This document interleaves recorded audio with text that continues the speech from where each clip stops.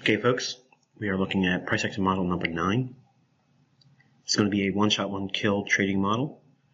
Just one approach to how you guys can use this information that was taught in mentorship. Obviously, there's many different ways we can formulate an approach to trading the weekly range, but we're stalking a 50 to 75 pip per week haul on a consistent basis. Now, before we get into it, just remember that it's not my goal to teach you to expect it to happen every single week, especially as a new developing trader. Now, I know what you're thinking. Wait a minute now. I've already went through your mentorship, Michael. I'm not a new trader anymore. Well, I grant, yeah, it's probably true in a sense, but you're still new with the content. So just be realistic with your expectations. Try not to put too much pressure on yourself, and just understand that you're going to have losses. Okay, everything that I teach here, until you grow into a consistent model where you realize how little you actually have to do, there's some growing pains you're going to go through. Just try not to build them up so much that they become mountainous barriers to your underlying development. Okay, so we are keeping with the theme here because price is fractal. The stage is going to be a weekly range expansion.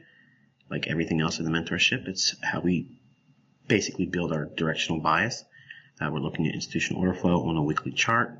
We're trying to ascertain the weekly direction from the weekly chart. In other words, are we going to expand to the upside or downside relative to the weekly institutional order flow? Obviously, monthly charts can help you here. So again, I'm going to preface this by saying that the breakdown and top-down analysis approach that I do in month number 12, the August content from the mentorship of 2017, that is how I do all of my analysis from the top down. And I look for those things, much like I'm going to explain here, that leads to the results that you guys see that I share on my Twitter feed. So all those trades that I share, I get inundated with, can you review that trade? Can you do this? Can you do that? I'm not going to do it on Twitter, obviously, because, eventually if I do it enough, people will start to catch on to what I'm doing. And you paid for it. So it's important for you to use the information that you learned from this mentorship to break down what you see in the trades yourself. Now, obviously, I fancy dance a little bit sometimes with my entries and exits because I don't want anyone trying to mimic or reverse engineer the things that I teach in the mentorship. There's a joker on YouTube that insists he's figured it out with a rectangle moving it around. It couldn't be further from the truth, and you all know the difference between what we're learning here and what's being shown by the people that supposedly figured out what you are learning.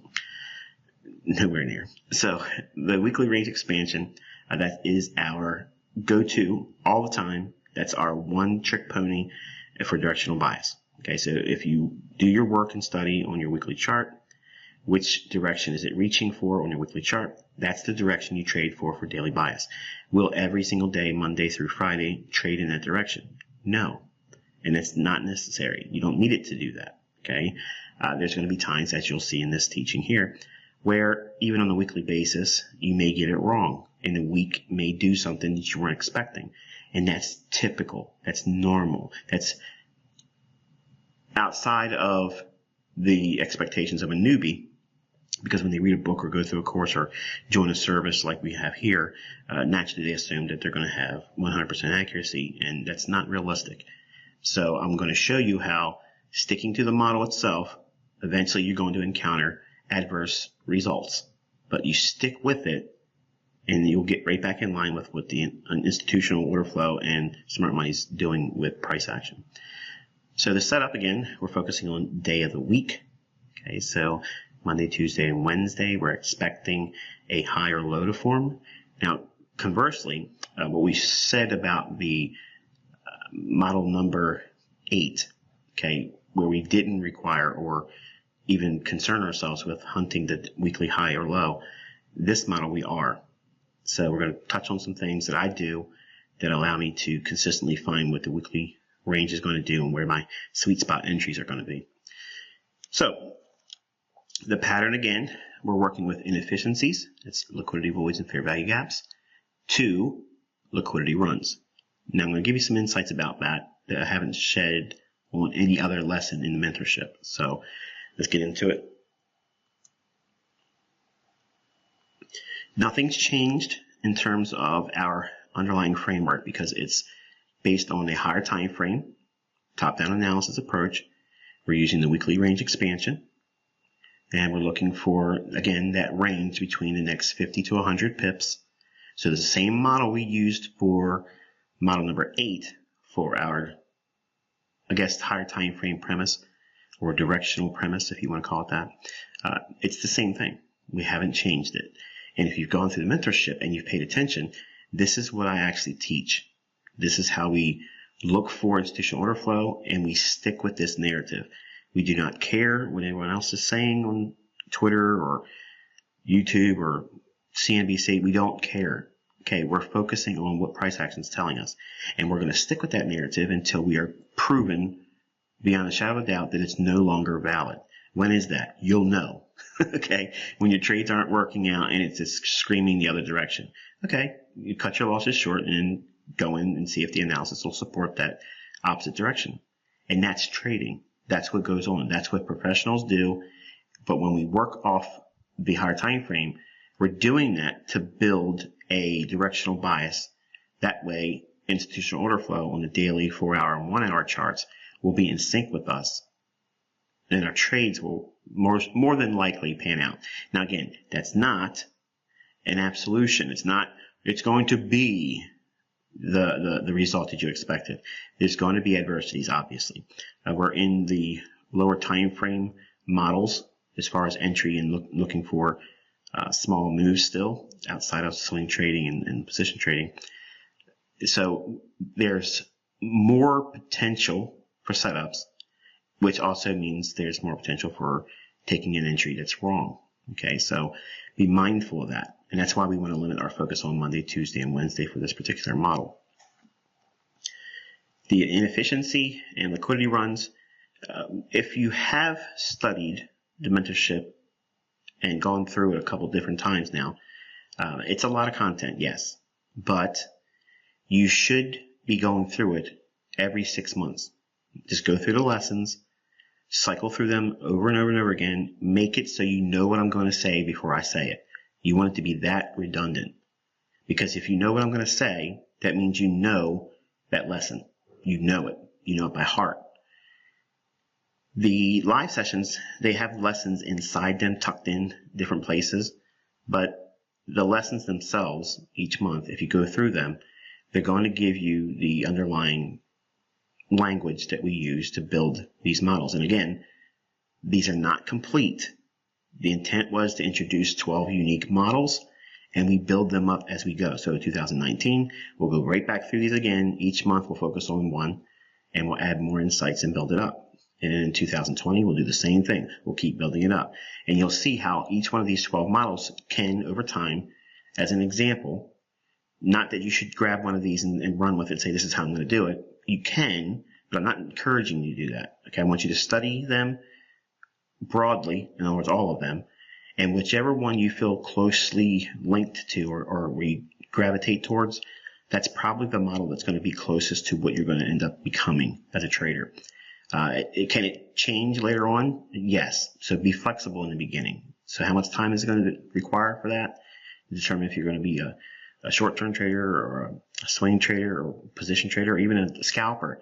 Some of you guys wanted to be position traders, and now all of a sudden you're like, man, I can get in here a couple different times a week, scalp enough, and I'm done. And that's awesome. That was the intent of the mentorship, for you to discover what makes you tick as a trader, and in focusing on those tools that allow you to do very well doing that. But going through the mentorship, I taught two things as it relates to liquidity. One being external range liquidity, that being like run on outside double top highs and double bottom lows, and internal range liquidity, which is fair value gap, liquidity voids, and order blocks. If you haven't picked up on it yet, what I have not disclosed until this lesson here is you want to look for models in your trading. And don't talk about this, okay? I know there's a few of you in here, and I'm going to catch you eventually, but you're sharing my content. There's things that I purposely kept back until we got into the charter membership level because they're just too good. They're too good, and no one talks about it because no one knows about it. No one thinks about it because they've never been exposed to the things that I've been exposed to. So when we look at price action and we classify runs on liquidity or runs into liquidity, they're based on two categories, two classes. Again, one being external range liquidity and the other internal range liquidity. Most of the time, you're going to find that internal range liquidity entries will run to external range liquidity. That means you're going to see order blocks, fair value gaps, or voids be your entry, and it'll expand outside of the present short-term dealing range to external range liquidity, and that is your low resistance liquidity run. Conversely, if you are using turtle soup entry style trading, in other words, fading double top highs that get ran out in a bearish condition, you can use that as your entry, and then you're going to target internal range liquidity for your exits. So we're coupling everything we taught in month number 5 for the PD array matrix and all of the PDAs as it relates to internal range and external range liquidity, how they couple together. I just gave you the decoder key, if you will. Okay, all of my trades, all of them are framed on one of those two conditions. If I'm entering on an external range liquidity, I'm aiming for internal range liquidity. And I'll explain what that is if it's not being made very clear to you yet. But if you study the mentorship, you know exactly what I mean, and you're probably saying, oh, there it is. Well, that's not all. We got a lot more stuff to teach eventually, but this right here is one of those, man, I now know what I'm looking for moments. That's what you should be having right now, because if we know that a double top, which is what we call as Candyland, when they run those stops, it's expected to be a sweep most times. So it's going to return back inside of the previous range. What's it going to do once it gets inside that range? It's going to seek internal range liquidity. It's going to go for fair value gaps. It's going to go back for equilibrium, or it's going to go to a bullish order block. And it's going to seek to recapitalize at those levels. Now, I don't know if it's going to run to the other side of the range and break out the other side. I don't care. That's why I couple it with external range entries and internal range exits, or internal range entries and external range exits. That's how I look at the marketplace. That's what makes me consistent, because I'm looking at the orders. Now, I don't have something on my screens, okay? I don't have a membership to anything that tells me this is where the orders are. So if we look for internal range entries, it's fair value gaps, liquidity voids being filled in, or order blocks. We're looking for a range to be broken, but I don't care if it continues to keep going. Once it trades outside of the range, that's where I'm looking to exit my positions or scale out if it's going to be a long-term position, which I don't long-term trade anymore. So if we have these elements understood, we now have a complete model at our fingertips. Anytime we want, we can look at any chart, any time frame, and quickly ascertain what is the current trading range, what's the higher time frames, most likely probable direction, determine where those inefficiencies are and imbalances. And the difference between that is an imbalance. If we have a market that rallies up higher, it's going to create many times a fair value gap or a liquidity void where there's one or a couple big up candles. And that's a buy side imbalance, sell side inefficiency. Okay. Knowing that, it's the same thing. You're saying the same thing when I say those things, because I notice when I go through my notes, or if I look at something when someone asks me a question, they'll say, what's the difference between when you say it's running for buy side liquidity, or if it says a buy side imbalance? What am I saying there? It's the same thing interchangeably, depending upon how I'm looking at it. So it means the same thing, and it may be a little bit confusing for you, but just know that the characteristic of that price action, when price runs up hard from, say, a significant intermediate term low, and it rallies quickly, it will leave porous price action in the form of inefficiencies. There's not been a lot of offers in there to pair up sells. It just keeps bidding higher, higher, higher, higher, higher. And those gaps, which you don't really see, they exist. So it's a buy-side imbalance by nature, because it's too much of buying, and IPTA will want to rebalance that with sell-side delivery. So it's inefficient in the sense that it's without enough or a efficient means of sell-side liquidity in that big run-up. So a sell-side imbalance is the opposite. The market runs down quickly, and there is a buy-side inefficiency. So there hasn't been enough bids in there while the market just keeps dropping. It's too many offers. So IPTA will want to go back up and rebalance that. So it's important that you understand that there is an element that may have caused some confusion throughout the mentorship. It's just, when I look at it from two perspectives, and it depends upon what I was saying at the time when I was saying it throughout the mentorship. Because if I'm looking at something for a purpose of taking profits, and I'm using a fair value gap or liquidity void, I'll be looking at it and characterizing that move into that level based on the purpose of it rebalancing, okay, and removing the inefficiency. But it's still the same thing. A buy-side imbalance is a sell-side inefficiency. A sell-side imbalance is a buy-side inefficiency. It's the same thing. There's two halves of that story, okay? Or if you want to say it like this, there's two sides of that coin. It's the same coin, okay? We're talking about the same thing, but there's two elements that make up price movement, the bid and the offer.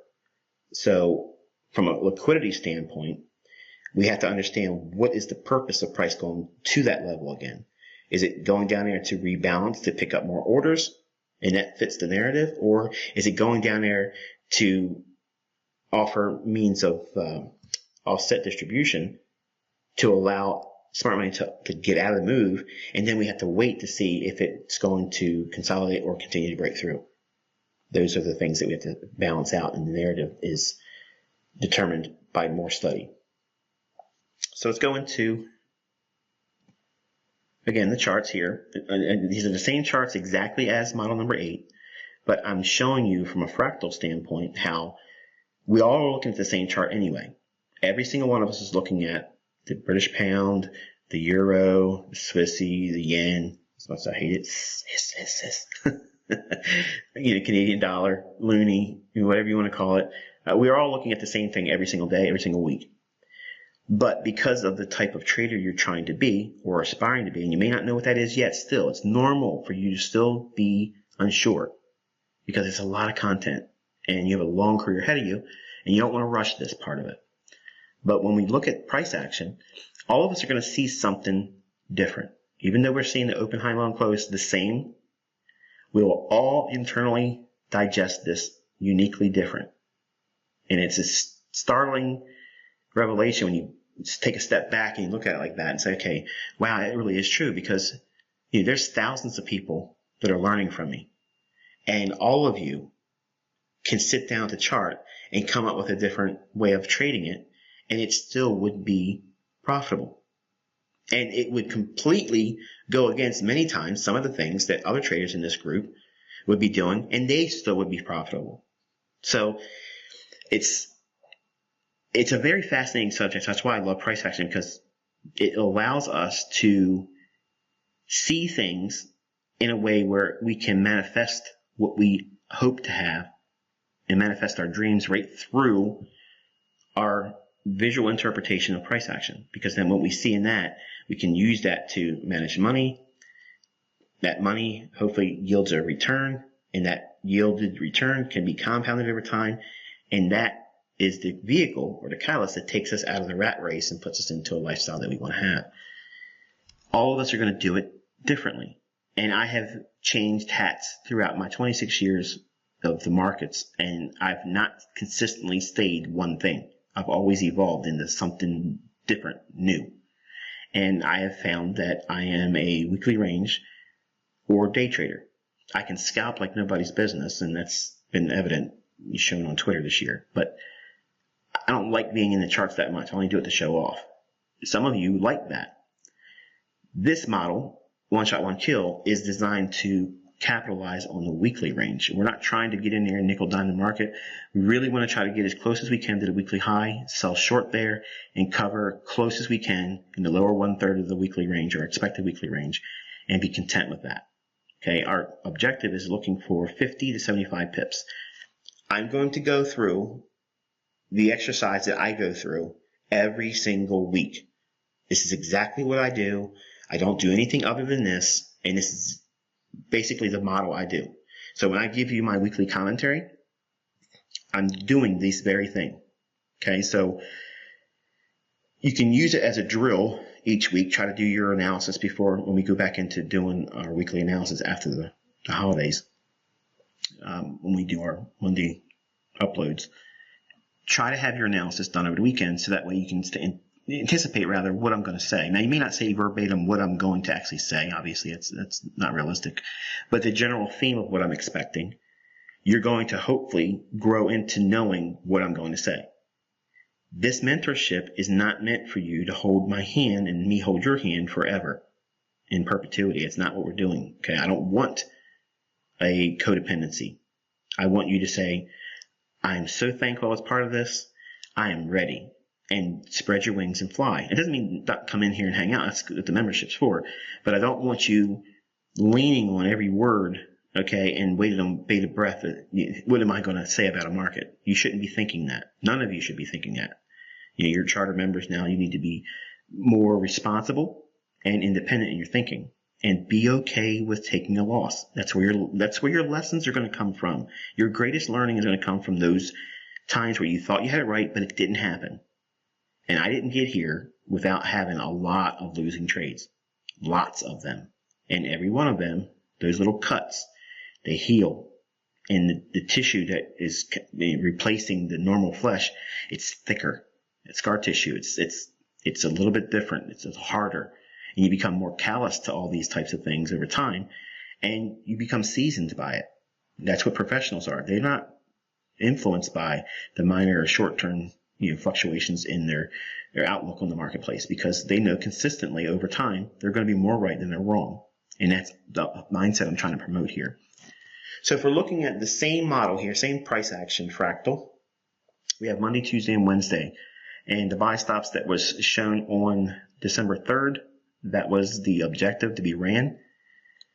Everything that was shown in model number 8 is insightful, and it complements this model. And I did this presentation with this in mind, because I went from the short term, trying to get 25 pips once a week, okay, now to we're looking at the one shot, one kill, where we're trying to get the weekly high and the weekly low. If we don't get it, what is your contingency plan? Use what I taught you in model number 8, or what I end up teaching you in the scalping model. And I don't know off the top of my head what model number it's going to be, but it's in a later lesson than this. It's one of the 12s towards the end. So we have an approach to capturing what we're hopefully going to see as consistency over time. And there's going to be a model for you to follow, because everyone's asking, well, when do I do this? And if this doesn't happen, what do I do? You drop down in the models. That's why it's important for even a position trader. Okay, if you want to be a position trader and you miss your entry, okay, you had a limit order and it gets short and it didn't trade to it, you're going to sit there and wait for it to keep on trading and regret all that? Or are you going to use other models to get you in sync with the marketplace and still hold for that longer term position? That's the benefit of learning all these. And some of you are trying to wash your hands of the scalping model or the day trading model because it doesn't fit your unique personality. And I get that, but you need to understand it, because that's how a professional will encounter and engage the marketplace. If their longer term models don't provide them the entry points, what's left? They just don't trade? They just miss the opportunities all the time? No. If you know a long-term move is going to happen, and if you look at what we've been doing here, we're framing all of our trades in the direction of the weekly expansion. So we have a unique higher time frame perspective on every trade we are setting up. So we have that element there in all these models. If we are going to miss a swing trade or position trade or even a one-shot, one-kill, before we get into the nuts and bolts of this teaching, just know that you can use what was taught in model number 8 to get something off of the week. That way you don't have, a complete missed opportunity. Because if you miss the weekly high, well, from one-shot, one-kill standpoint, you missed the ideal entry. But it doesn't mean you've missed profitability or potential profitability for the week. Who cares if you only get 25 pips? It's better than missing out. Or if you take a loss and you get stopped out, you can use model number 8 to help mitigate that loss that you used trying to trade a one-shot, one-kill model. Think about that. You weren't thinking about that, were you? That's the purpose of having a multi-approach or a multi-pronged approach, if you will. When I was back on America Online in the 90s, I taught Trident. Okay, and it was like a 3-pronged approach where I was always able to do something. And that mindset started in 1996 for me, and it allowed me to always have some means of capturing something before Friday. Now, it sounds like overtrading. It sounds like forcing an opportunity or forcing a trade. And to the uninitiated, that would be, probably very close to reasonable. But I'm not forcing anything. I'm adapting. And that's what we have to determine. If we're going to be a short-term trader like this, using one-shot, one-kill, we do not want to feel trapped in the sense that that's the only way we can trade. And because you didn't like day trading or you didn't like scalping, therefore, you just missed the boat. I'm just going to stay out the rest of the week. And if it's Wednesday, you missed it. Well, if you missed the trade on Thursday, what are you left with? You still have something on Friday. Don't let opportunities slip by. If you have drawdown, try to mitigate it. Don't force it. Try to mitigate it. You don't have to get all of it back. Just get some of it back if you can. If it's questionable, or if you're just completely opposed to it emotionally, psychologically, getting back in, it hurts you, then stay out the rest of the week. That's how you determine that. But I taught enough in the mentorship how we mitigate losses, how we build small accounts up from nothing and keep doing the same thing over and over again. But in this lesson, the importance of understanding all the other models or approaches to trading using my concepts is that it allows you a multi-dimensional approach to engaging the marketplace and not just simply relying only on your one tried and true favorite bread and butter model. Because your bread and butter model is going to miss opportunities because you're going to get the entries wrong or you're going to take a loss. So what's the protocol for that? You need to determine that. What is it going to be? Is it going to be you're going to stay out the rest of the week and regret when there's another move that you could have done or mitigated the loss? Or are you going to say, okay, well, I'm going to adapt and say, okay, I can't do one shot, one kill because we've already missed the ideal entry points. So I'm going to drop down into a scalping model. Whoa, now you're evolving. So you're not putting walls around yourself and limiting your engagement. You're allowing yourself to be flexible in working with what the market's giving you through time and price. So it's important you understand that. Also, the benefits of me teaching these multi-approaches is that when we want to move our stop, one of the lessons that you probably didn't pick up on, when you see the lower time frame trade models go to levels where there would be targets, for instance, if a scalping model or day trading model trades to a objective, for instance, the sell stops shown here, that's the only time you would be moving your stop loss on a one shot, one kill. Oh, now we're getting the gears turning, aren't we? See, everyone's asking questions that I told you throughout the mentorship. Wait, all these things will be given to you and they'll be understood, but you can't understand it and you can't appreciate it until you learn all of these things. You got to go through all the models. You got to look at all the different opportunities to trade price action, and then you'll see how they fit together. Everything is fractal, yes, but it's also modular. So what effects that the smaller time frame has and the smaller models are, they allow us to define objectively, not through ambiguity, not through guessing. Well, when do I move my stop? Well, did the lower time frame models take you to a position where they would be profitable? Because if that happens, they're probably going to have some retracement, but it's reasonable to have that retracement to a certain level.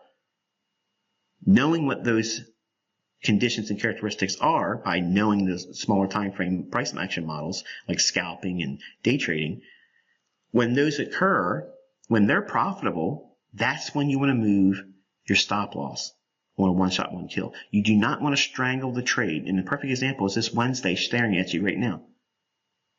If you were going short in London of December 5th, there's the double highs, ran on the buy stops, and then you have an optimal trade entry right in here. Okay, you can sell short there. Fair value gap right in here at the bottom of a bearish order block. It's right there in front of you. You know these things. But where's your stop going to be? It might be somewhere up here. But as it drops down, you're going to hurry up and jam your stop loss to break even. If you do, and you're trying to trade the weekly range, this is what happens.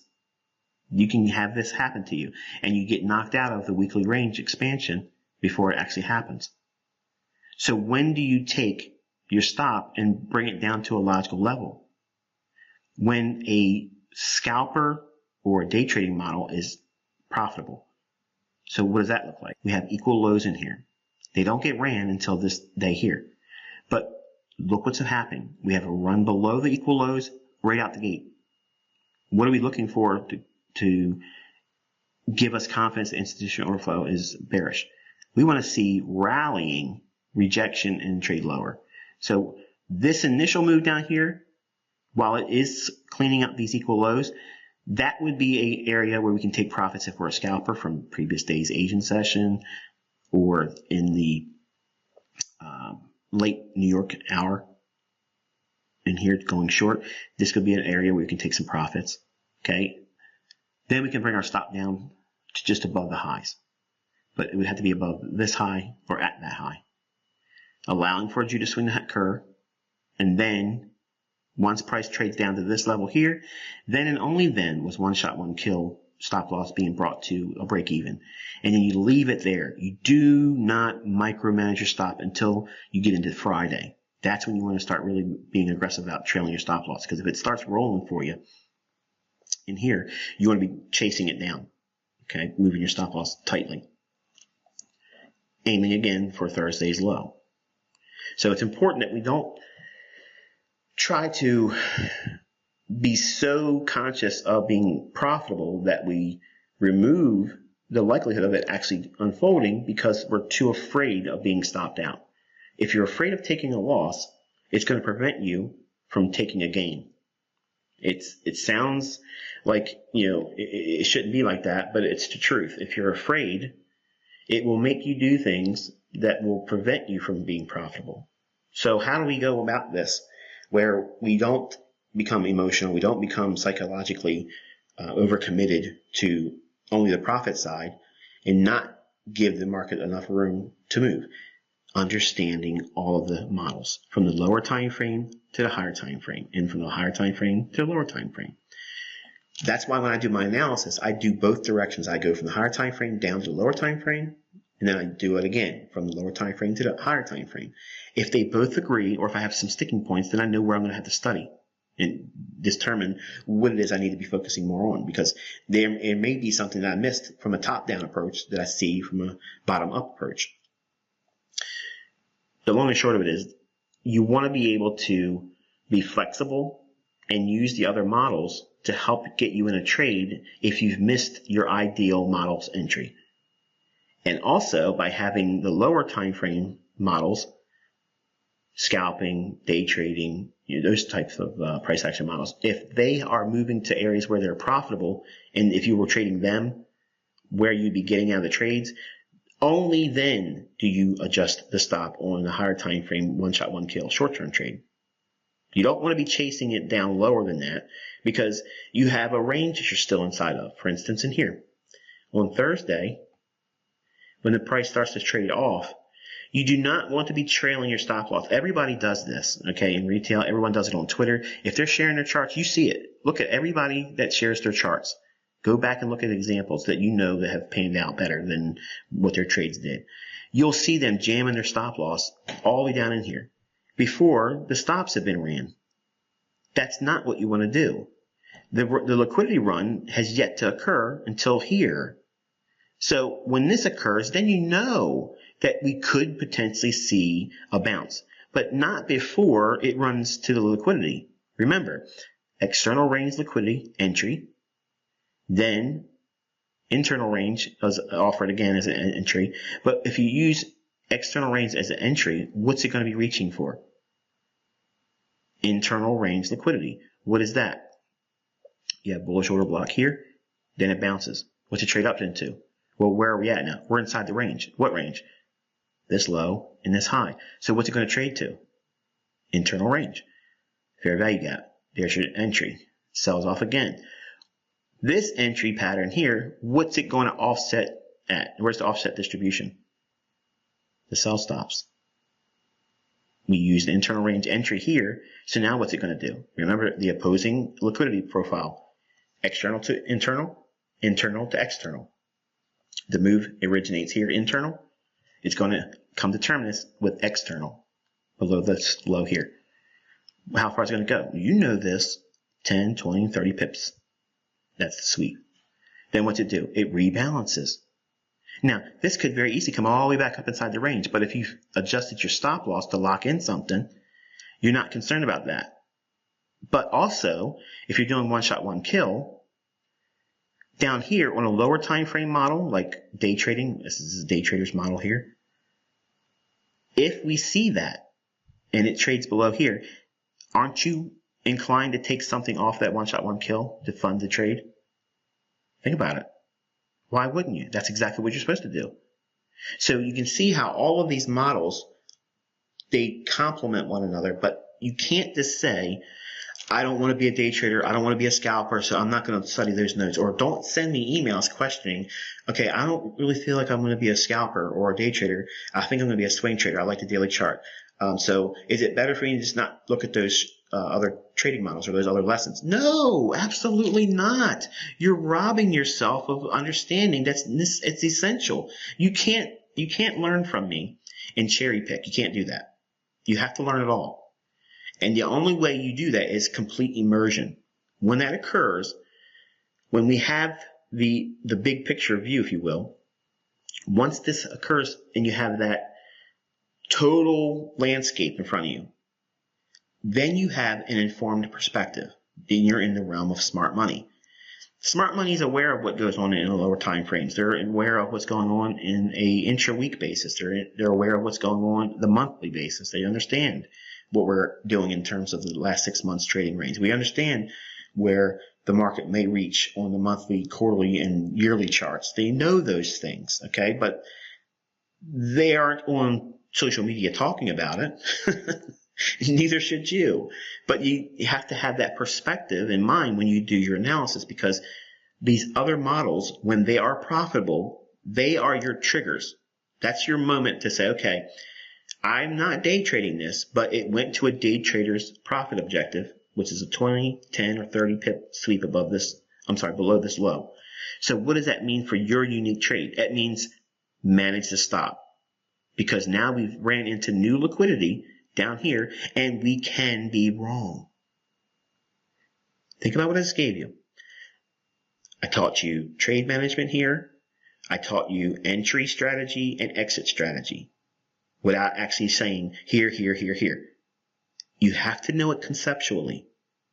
This is the model's purpose, okay? Each one of these models are conceptual foundations. We build on these as we go further along in the membership. But it's important for you to know that the lower time frame models, while you may not be attracted to them or looking to utilize them as your go-to or bread and butter setup, they are very helpful in terms of trade management, in terms of when to take profits. When do you scale out of a trade, Michael? When do you take profits? I just taught you that. I just taught you. These are the lessons that I told you when you were coming up through the mentorship each month, sending payments and asking questions before you were supposed to ask them. I will teach you in future lessons, but you can't appreciate them until you have all of the other content behind you. So now you can go back into those lessons and say, okay, Michael said that if we're one shot, one kill traders, short-term trading, I can move my stop here. Go back and you'll see those lessons are vague for a reason. People are quitting.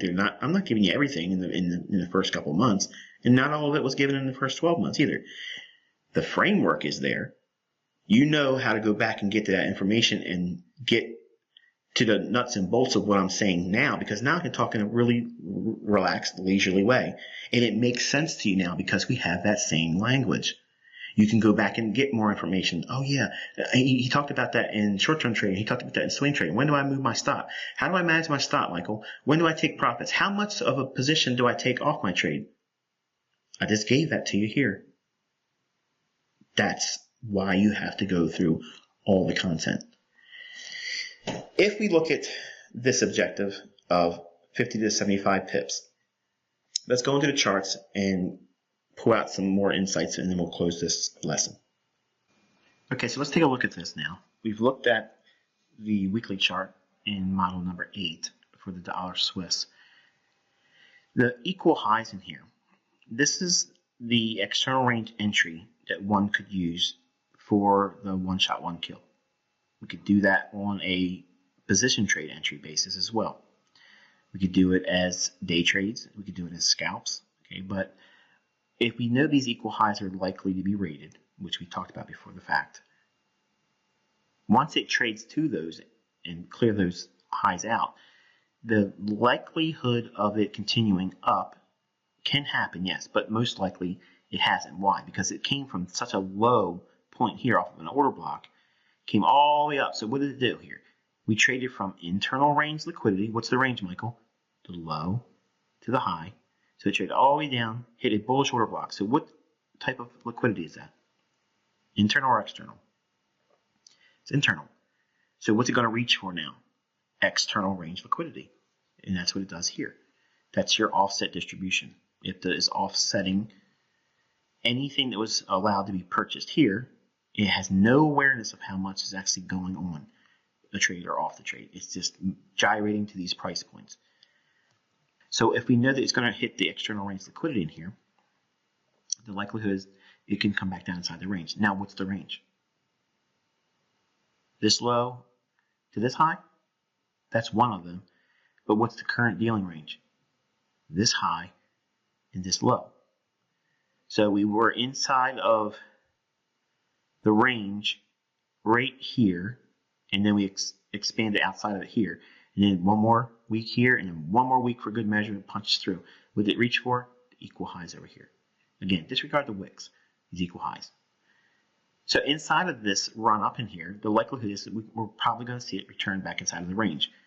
What range is it? This low to this high.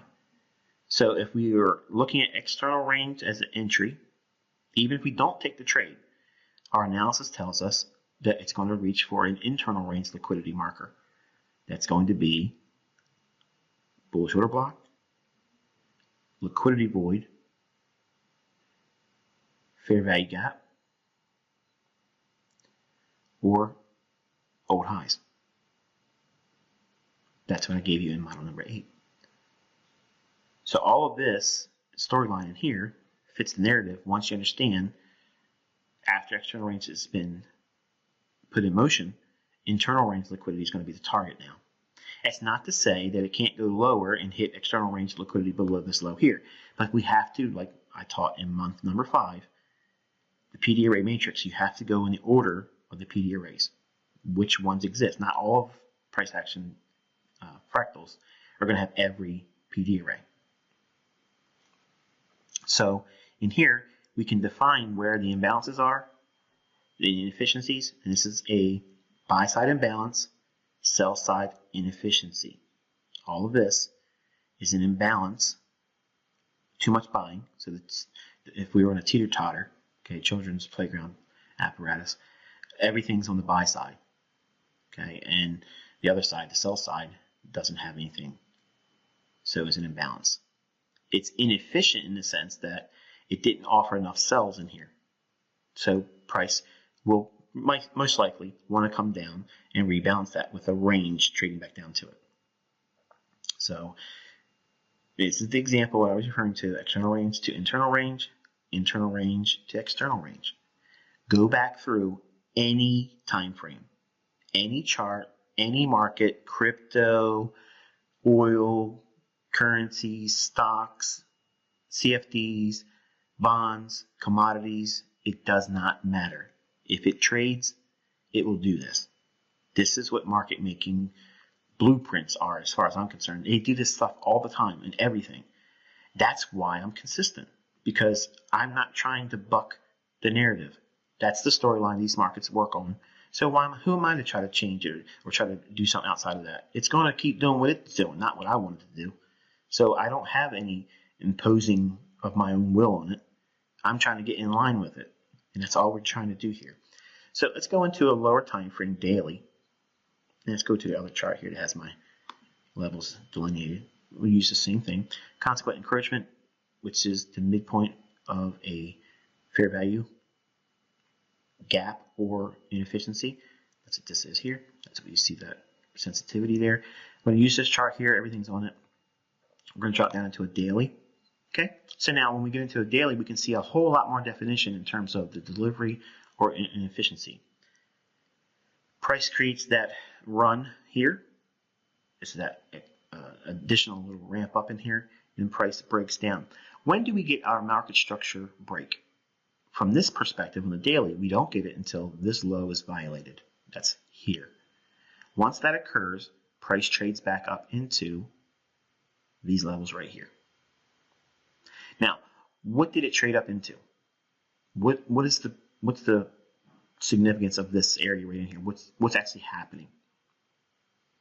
Well, we have this down close candle here right before the up move. So isn't that the breaker? No, it's not the breaker. We have this down close candle.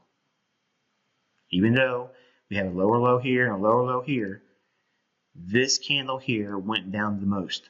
So where was sell side delivery originating from? This candle here. Even though we had it in here, this candle's inside of the range of this candle. So this is insignificant. It's this one. So if we have that understood, using our rules, here is our breaker, bearish breaker, after the break in market structure, after equal highs have been taken. See, that's what's missing from everyone that's gone through free tutorials. Everybody has a YouTube channel now. Yeah, they all have a YouTube channel and they're teaching breakers. And occasionally I'll go on and I'll make a little snide remark about it. That's not right. But I'm not trying to poke fun to be mean. I'm just being honest. Some of them just don't have it, and they're trying to promote it because, whatever. Long and short of it is, there's rules we have to go by, and we taught it in the mentorship. So here's our breaker. Price trades out. Look how many times it spends there. 1, 2, 3, 4 times, and then gives up the ghost. Then what's it do? It trades right back up here. Does it run these equal highs now? No. It doesn't need to. Why? Because it's already mitigated all of this movement in here. There's no necessity for these equal highs to be ran. Oh, think about that. Because everyone else would have been on Twitter, or everyone else would have been saying, look at these equal highs. We're going to run these equal highs, and we're going to expect that to keep going higher and run those. What's the narrative? Stops, been taken, breaker, mitigation, mitigation, mitigation. Can't do it. It's already showing you that it's respecting the breaker. There's underlying narrative of a sell program in this particular currency. So price starts to decline. We have internal range liquidity as an entry here, external range liquidity as an entry here. Okay. Each one of these vertical lines is a full month. Every one of these bars is an individual day. If we want to look at the perspective of one shot, one kill, if we look at the perspective of this breaker offering real resistance, okay, because if you're looking at classic support resistance, where do you draw the line at? You see, it's a fallacy. It's silly.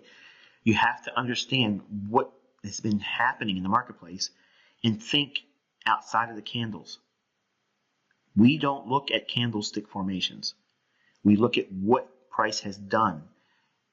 Buy stops have been cleared above equal highs on a weekly basis. Distribution came in. Market structure break. Last down closed candle, right for the up move. This is our breaker. Smart money's going to want to mitigate right there. Boom. That's how you draw lines in support and resistance. That's real support and resistance because it's based on institutional order flow. That's not taught in books. It's not taught anywhere but here. When you have that understanding, we know that if the market's not wanting to go higher from this price point in here, every one of these days in here, where's it wanting to go? Well, we have these levels delineated from the weekly chart. But look at the daily. Forget the weekly chart for a moment, okay? Not to remove its importance or significance because it's greater than what I'm about to show you here. But when you couple it with what's being shown in the daily chart, it refines it even more because everything now has a lot more clarity. We have a breaker here. We have a low, a high in between to the new low. Sell stops here, relative equal lows as well. So this candle close 97.48, that could be the actual down move it trades into. And then we could get probably a bounce there. Maybe. Doesn't have to, but that's an objective from where we are right now. And that's range. It gives us a range to work in. Also notice that we have very clear and discernible fair value gaps using the daily. And it's still fitting the narrative that we've outlined relative to the weekly chart. So there's a fair value gap right here. We have one between this low and this high. So I'll just carbon copy this. Swing that up here.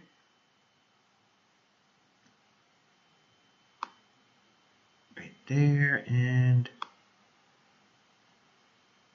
there. Okay, so we have a fair value gap there. Notice that the fair value gap that's rating on the daily, it sits directly, perfectly over top of the weekly consequent encroachment, which is the middle of the fair value gap that's defined in the red lines. That's a weekly fair value gap or inefficiency. So we had only buy side offered here, and the market's going to, well, we saw it come down here to consequent encroachment here, and look at the sensitivity there. Now it'll want to probably come back down again and completely close in all of the weekly, but we have to be mindful that it could bounce on that 97.83 level, which is what? 97.85 calibrated because we're above it right now. Trade down to it. Remember, that's our rules. Work to trade to and allowing to 80. So there's a 3 pip variance there. You going to lose sleep over 3 pips? I can't help you if you do. And this is a probable downside objective too, which could dip into the breaker over here, not stop on its close, but get into the breaker a little bit more, and it would be rebalancing this buy side imbalance and sell side inefficiency. Okay, so it's a BISI or SIBI. Okay, the acronym for that. Nonetheless, it's just a fair value gap, but you have to understand what it's doing and what's the purpose of going down or filling it, because that's what makes the narrative useful. So let's go into a 4-hour time frame because we utilize that for one shot, one kill. Okay, so we have that breaker here, and now we have a week worth of data. So every one of these vertical lines represents a full week's worth of trading, and we can see how the breaker gives us a storyline. So we're bearish to what? Till we get down to this first red line. So every week we could be looking for one shot, one kill setups. Now this week here, on December 7th to the 13th, we can't find successful shorts there because it's coming back up into an old area of institutional order flow. All of this range in here had to be filled, and then maybe it could have dropped from there, but look what happens. It runs one more time. Let's be realistic. This is what's going to happen to you. You're going to get burned. If you trade enough times, it's going to happen. So this is where you would have a loss. trying to follow the model every single week, looking for shorts, trying to sell short on a Monday, Tuesday, or Wednesday. It doesn't offer it to you here. Maybe you might get a little bit of scalping here. Okay, maybe you would have reduced your stop a little bit, maybe, because we went down below low here, intra-week. Maybe you would have adjusted your stop, but you still would not have seen the trade pan out like you would have expected, like over here. Now we have price at a premium again. Why? Because we have this high to this low. I don't need to draw optimal trade entry here. You can see clearly we're above will be the middle point of that. Turtle soup scenario again. Another high also, rallied through. Price breaks down. What does it create? Sell side imbalance, buy side inefficiency, liquidity void. How do we define it?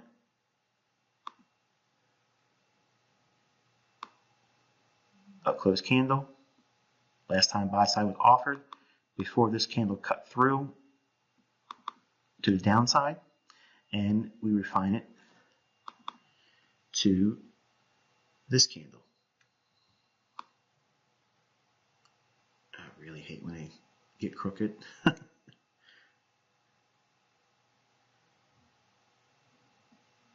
we are. So this is our range. Now watch, here's where the magic happens again. Consequent encroachment. The range defined here. Boom. Look at the sensitivity. Bang. Hammered. Again. Boom. Hammered. Drops down. There's magic in this, folks. Trust me. So when it hits these levels, we understand that it only needs to get to the midpoint. It doesn't have to completely close it in. This is the reason why I like to trade the bottom of the gap and allow my stop to go through all the way to the other side of the gap. That's how I trade them. I don't try to get in here nickel dime it. If I feel absolutely certain, like if I look at it and it's live, if I turn a chart on and it's live, or if I just happen to catch it as it's coming into this area here, then I'll do a limit right at the midpoint and try to get that. And that's many times what you saw back on baby pets when I was showing examples where I was getting the highs and the lows of the day. It was using this technique right here. So we see the distribution cycle come in, sells off, boom, down into consequent encroachment on the weekly gap. Then we have sensitivity there. Price rallies away from that. Let's drop down into an hourly chart. We'll get a better perspective. And we'll see how we are operating from external range to internal range and internal range to external range liquidity. Okay, so we have volume imbalance here. You guys know what that is. Fills that in. Then distribution comes in on a Monday.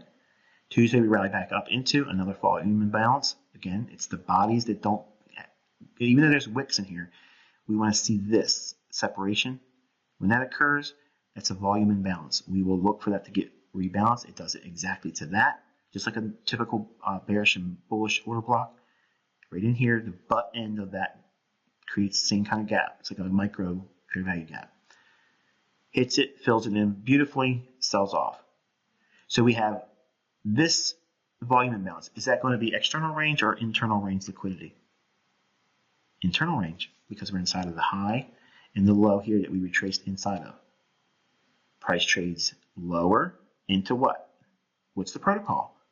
The signal generates or the origin begins, the origin of the move rather, begins at internal range liquidity. So what's IPTA going to seek now? External range liquidity. Where is that? Below the low here and below the low here. Where does it go? Right below the low. So what happens next? Price rallies back up. Wait a minute. What's it rallying back up to?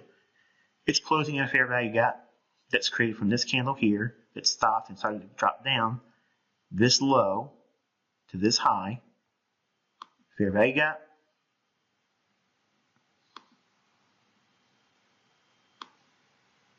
Right there. And last up close candle, which is what? Bearish order block. Is this external range or internal range liquidity? Internal range liquidity. So if we expect price to drop off and we start to see it here, where's price going to reach to? Again, origin of the move is internal range liquidity. Where's IPTA going to go next? External range liquidity. What is that? The equal low here and here, Candyland. Well, wait a minute. How far is it going to go? Well, 10 pips, 20 pips, 30 pips. The low here is the close, which is 98.41. 10 pips below that would be 98.31. 20 pips would be 98.21. 30 pips would be 98.11. Price trades down to a low of 97.91. So we go even beyond that. It went basically, good grief. What is that? 41. It went 50 pips exactly down.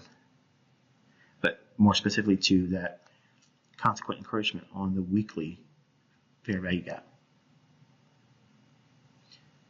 Internal range to external range. External range to internal range. Remember, we went below these lows here and here. So if we're going to buy below this low, if we're scalping, okay, for instance, the entry's on external range liquidity. So where's the offset distribution going to be? Or exit? At an internal range liquidity. Boom.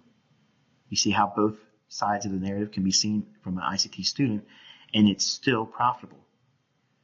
When you have this information understood, it literally is like you took that limitless pill in that movie, because all of the opportunities that you've never seen before jump off of the chart at you.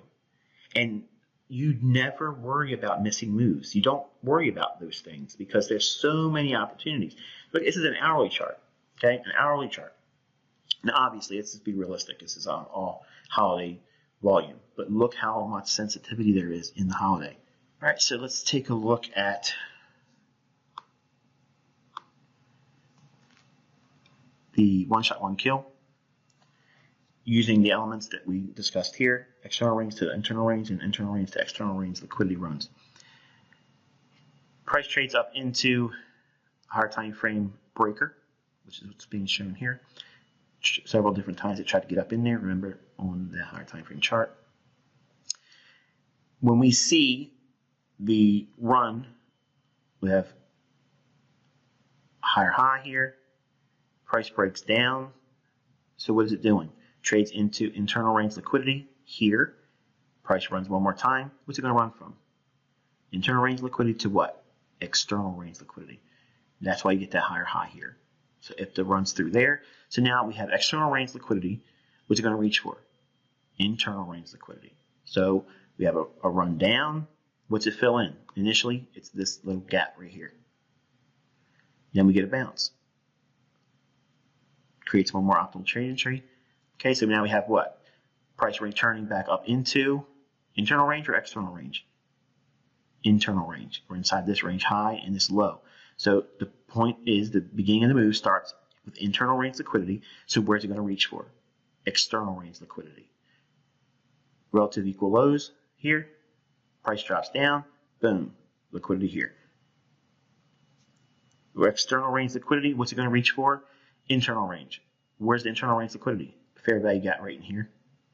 Let me zoom in a little bit. Fair value gap right here. Okay, from this low and this high, beautiful distribution cycle right there. So this is what? Internal range or external range?